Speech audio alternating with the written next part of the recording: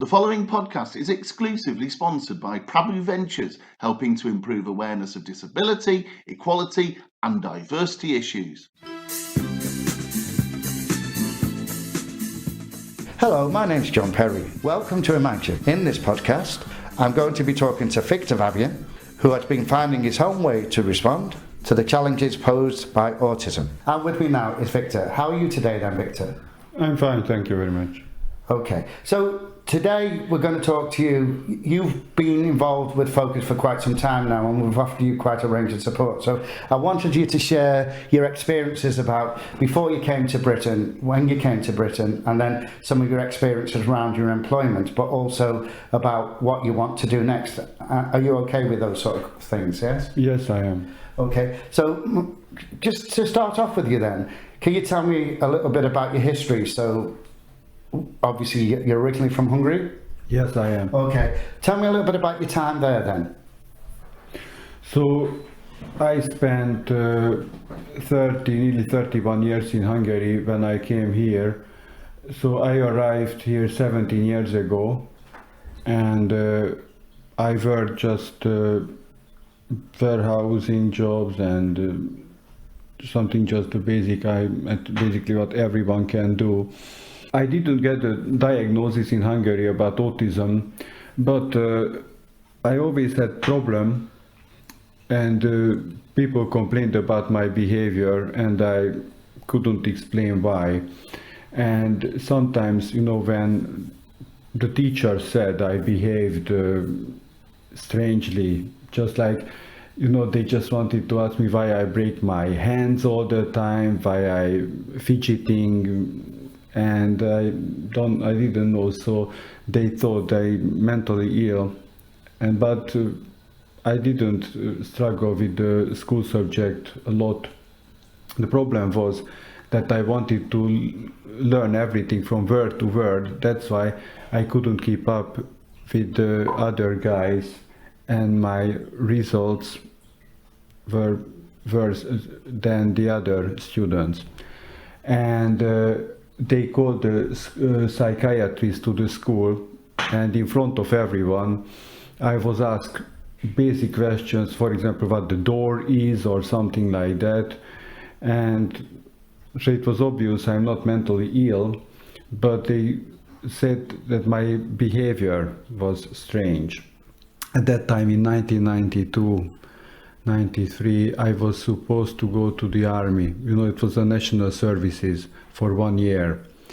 And I knew that it would be just impossible for me to, go to the army and live together with many people and carry out orders. So I knew that I wouldn't be able to do that. However, I was afraid to tell to the enlisting officers and to the psychiatrist that I had problem.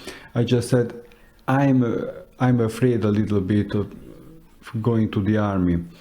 And behind my back, my mother went to the enlisting officers, and she was really nervous, and she said, sorry, my son can't go to the army, it's not possible, so please, I want to get a proper diagnosis for him, because I know. So she was afraid that I would kill myself in the army, because she knew about me a lot more.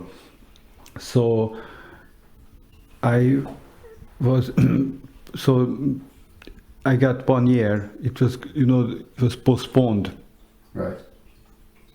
And after that, I went to the psychiatrist, and they confirmed, because I felt sick, and I really collapsed in front of the psychiatrist, and we went to the hospital, and he confirmed. So after a few tests, he confirmed that I would never go to the army, and he disqualified me. And maybe a year later, I was told to go to, so we retested, because they wanted to ban my driving license. Right. And I had to go through another tests and many other things, examinations, and they confirmed that I be able to keep my category B driving license. You were saying to me you had the diagnosis and people were saying that your behaviour was strange. Can you tell me a little bit about the attitudes that you faced in Hungary from both family, friends and other professionals?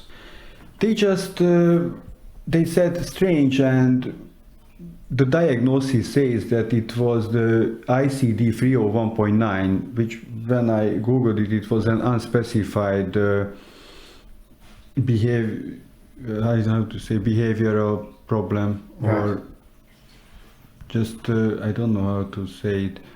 Personality disorder. Yeah. That's how we call it. So unspecified personality disorder, and it was something connected to uncertainty, and that's why they said I'm unable to receive and pass on commandments, and that was the main reason I was unable to go to the army. Okay, so what happened to you then once you found out you couldn't go to the army? Were you working in Hungary or? Yes, so I found a job as a cleaner in a hospital. That was quite interesting. I spent a year and a half there, and then I had a friend who married my cousin, and he helped me to get a job at Metro warehouse. And it was quite obvious, so I was struggling to do the job and I was really nervous. So they found me a job just like it, my job was to repack the packages, what the customers opened, because they didn't realize they have to buy the whole pack, not just one single item.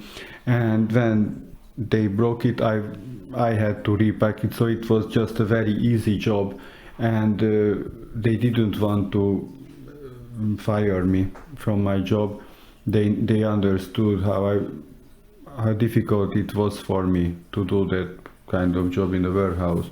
So I spent nearly 10 years, 9.5 years there, and that was at that time it was the first time when I got into trouble because of my behavior, and I didn't realize, because it was a girl and we had a good relationship, I say, and suddenly she just said that I was harassing her because the way I look at her and something like that, and I didn't realize.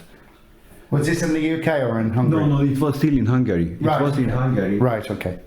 And I said, I really don't understand what I did, because I didn't realize how my behavior affected anyone. I thought it was normal.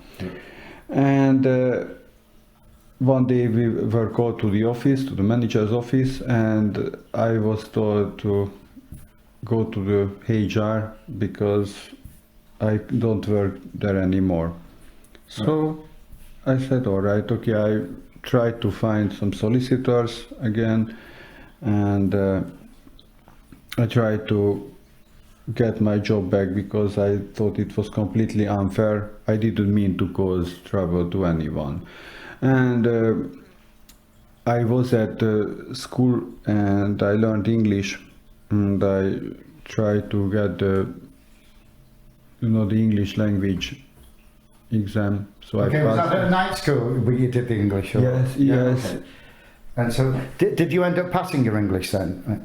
Yes, yes. So it was that was the only subject I was better. So I wasn't good at maths or physics or things like that, but I was a bit better in English. So I think it would be a good idea to try myself out and get a job in England. Okay. So I came here on the 7th of October 2005, and I was sent to Tesco. I know I couldn't do the job, but it was just a temporary, so we spent 8 weeks in Scotland, and we were transferred to Runcorn. So I eventually found accommodation there, and I spent 5.5 years in B&Q, and that was a job I really liked. I was happy about it, but the place closed down, and so at least 600 people lost their job. So we were transferred to it was Co-op. Right. Co-op in Lee Green, St. Helens. You mentioned you've had quite some good experiences with some of the employers in the UK, but you've also feel that you've experienced a bit of discrimination, both in terms of you being from Hungary and also because of your disability. Is that right? Or? I try to help people because I had a job, I got the full-time job, my attendance, even if I wasn't the best worker, but my attendance was 100%. So I knew my duties. I went to work every single day, and when I tried to help, I had a room to rent, and so somebody was from Hungary. It was for her, it was just a temporary job because we adopted a new system in Lee Green and we needed help. So there was another warehouse near Cambridge where a girl knew how this system worked, so she was called to help us out. Right. And she spent a week there, and on the last day she heard one of my colleagues speak Hungarian, and she joined the conversation, and that woman told her, if you think I know a guy who's got a room, so you can ask the company to transfer you here and you can live with that guy it was me. And I wanted to help. I said, all right, okay, let's help her. That's a good idea.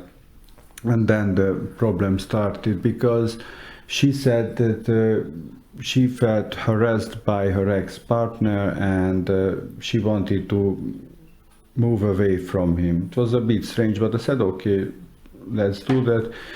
And we had quite a good relationship, but I didn't realize that I was harassing her in any way. She didn't say anything to me. She looked quite friendly, and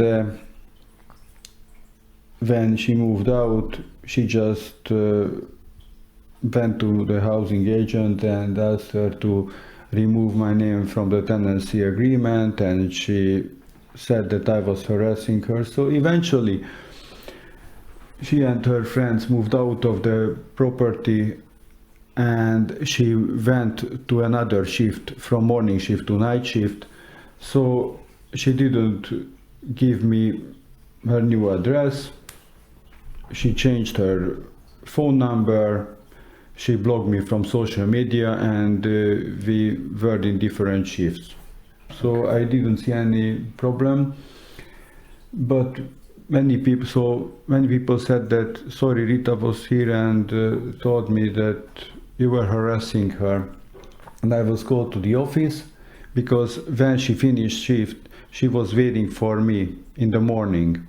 And she started screaming and told me to leave her alone just because I said hello to her, and I didn't know if I was guilty of any kind of harassment. I didn't understand that.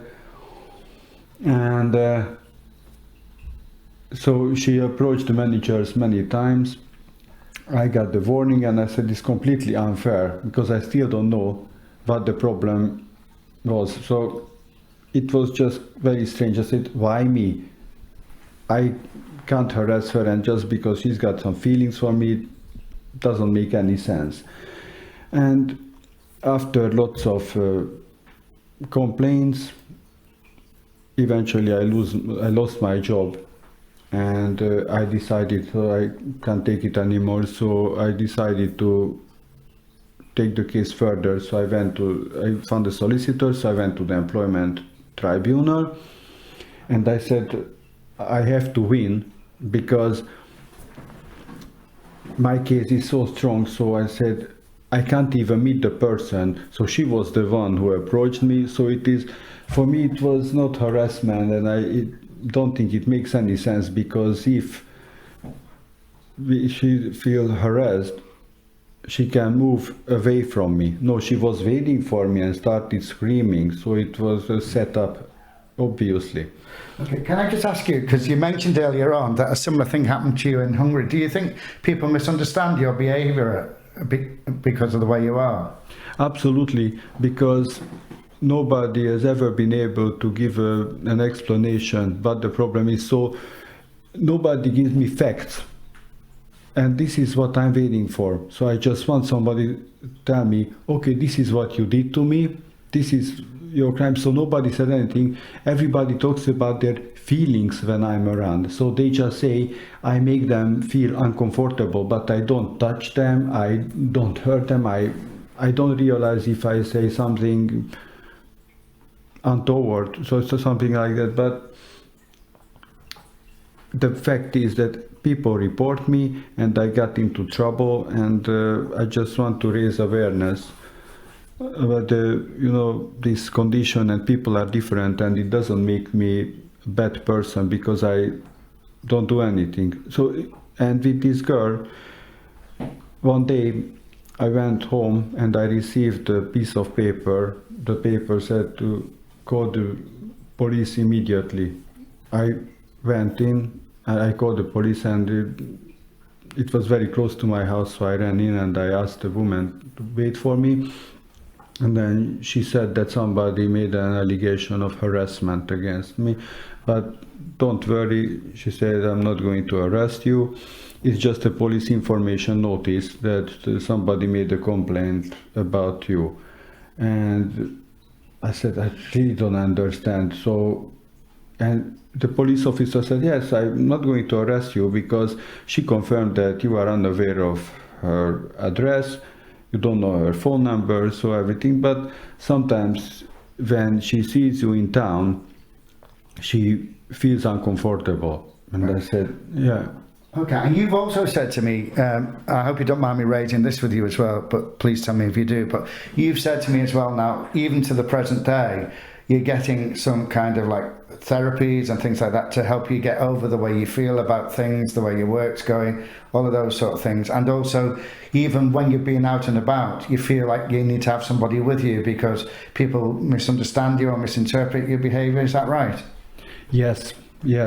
And I think it is very serious because so after this case, it started in 2017, and when I lost my job, it was 2018. Not my job, but it was the tribunal hearing, the first tribunal hearing, and everybody told me to get some therapy because it was really too much. And when I was during therapy, there was a woman with me, and she said, Viktor, you should get the diagnosis of autism because I can see you are on the spectrum. It's just so obvious. And I said, many people said that, but I can't diagnose myself. So I just went to my GP to refer me, and after 7 months, just nothing happened. And I said, sorry, it's urgent, because I lost my job again, and it was only just, again, a misunderstanding. And I wanted to start another allegation of disability discrimination. And luckily the solicitors were positive and they took my case. And unfortunately I lost my case because I didn't get the diagnosis on time, because I was on the waiting list when I lost my job. But eventually I got it. But of course I lost the tribunal hearing, and I took that case further to the Employment Appeal Tribunal hearing, and I lost that one again. But I have all the evidence, and I still feel that I was right, and something must be done. Because Okay, and just to say, because of my experience of you, since you've been with me, you've carried on working a lot of agency work, so you continue to work, haven't you, and carried on work, so you haven't actually given up on the idea of working. I work, but I know I'm not good at it, and as you are aware, so I finished with your help this independent advocacy, and this is something that I'd like to do, because Okay, can I just take you back a step a bit, because that's okay. So you made the decision, didn't you, that you wanted to change the direction that you were going in, and so we looked at getting you various training courses, and one was the independent advocacy, and you've also completed another course at St Helens College, haven't you? And the direction that you want to go in at the moment is around supporting people with autism around employment and things like that. Is that right? Not just people with autism. I just want to use my abilities, because what I noticed, and this is something that everybody needs, so the details, and that is exactly what I can do, because when I had the hearing, I realized that people overlooked tiny details and they don't think it's important.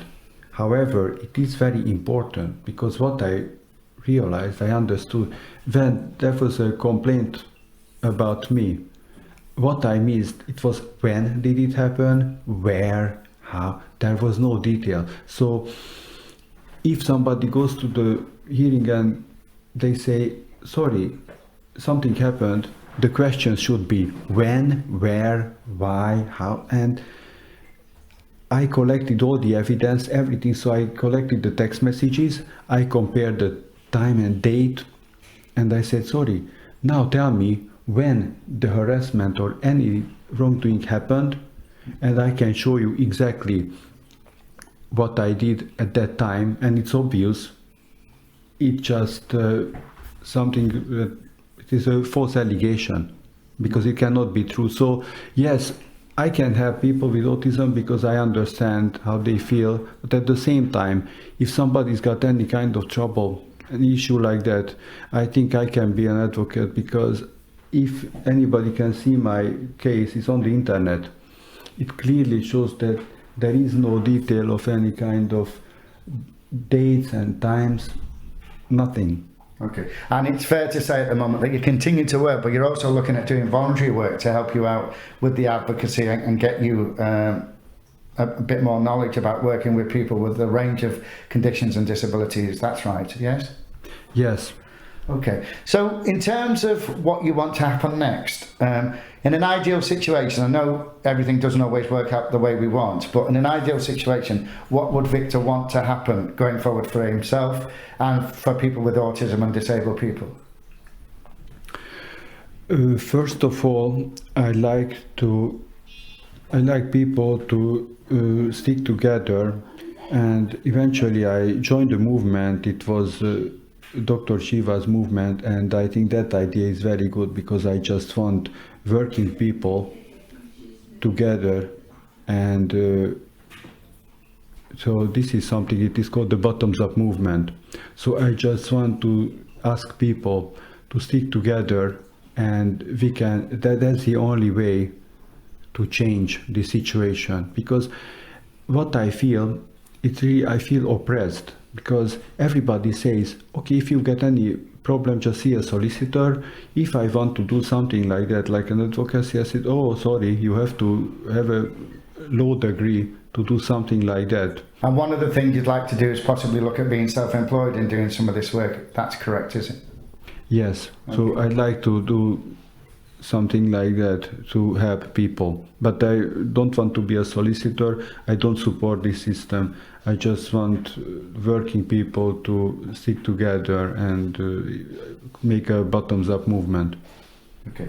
You know, your experiences of living with autism and being around other disabled people, do you think, you know, when you said that you're good at certain things like detail and things like that, do you think that's because of your autism, or do you think you would automatically have been good at that? I think it's due to my autism, because this is something that's been happening to me from birth, and this makes a lot of difference, because what people realize that about my behavior, it was strange from birth. So when I just beat my fingers and I shake something, so, and there's this fidgeting all the time, so it was different from the so-called neurotypical children.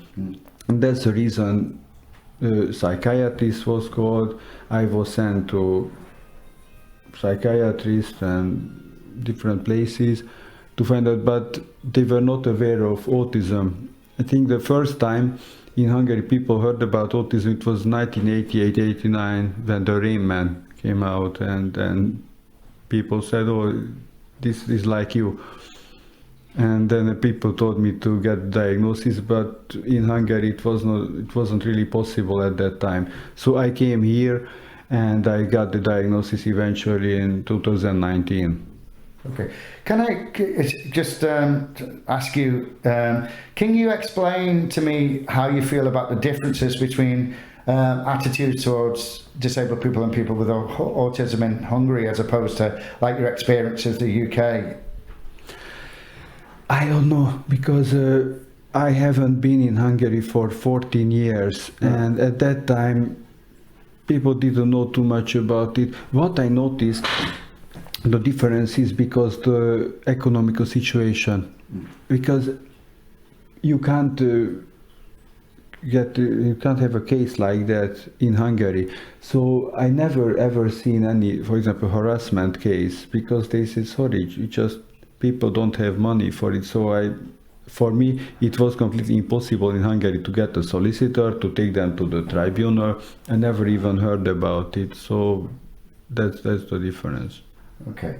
And if you were to say, can you give me an example of like a positive thing that you think about the UK as opposed to like Hungary, a positive thing? Yeah, this is positive because now here I have the chance to take action, and I got the opportunity to tell people what the problem is, and I got the experience, so I know what it feels like to be in another country, being as a foreigner, and face all the difficulties. And when you experience it, it's completely different than you just read about it or hear about it. So that's the reason I think I can help with this one as well.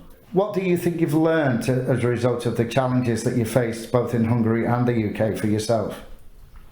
What challenges? So can you specify a little bit? Right, okay, so you've expressed, that there's been challenges around discrimination, attitudes, diagnosis and things like that. So what do you think you've learned as a result of going through these experiences both in Hungary and the UK? Does that make sense? Yes. So I learned that I will never ever give up whatever I decided on, because I know how passionate I am. You talked to me about people misunderstanding your behaviour. Yes. So what have you learnt about the way people see your behaviour? Yeah, this is something that we have to raise awareness about, because it is still difficult. So I can't explain why, because I'm different from the others. And what I can see, people just practically they attack me and they ban me from different events. And this is something that I have to fight against. So hopefully I answer your question. Yeah, I think what you've said to me as well in the past is that you want people to kind of understand that difference is okay, and to understand behaviours. Is that right to say it that way? Yes. And it's important to educate people about it, because even if I have the card that this person has autism, and even if I can show it to the police, when the police came and they removed me from public offense, however, I didn't do anything, I was just standing there, but they said, sorry, you make people feel uncomfortable. And we have to educate people, and it is still difficult because people have just a very little understanding about the condition, and they don't treat people equally. Okay, I'd like to thank you at this stage, Viktor, and found it really fascinating. I've learned other things that I didn't know about you as well myself, so thank you for that. You are very welcome. Thank you very much for the opportunity to be here.